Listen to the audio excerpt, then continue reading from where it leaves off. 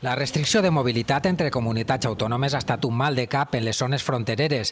Ha deixat este restaurant sense els clients locals habituals. Viuen a tan sols 5 quilòmetres però en una altra comunitat. La gent li fa cosa vindre perquè els poden denunciar. Hotels rurals i campis no han pogut rebre quasi clients. Fins ara s'han mantingut gràcies als ingressos provinents dels visitants de les comarques de Castelló. Nosaltres vivim de la gent de Tarragona com de Castelló i de València.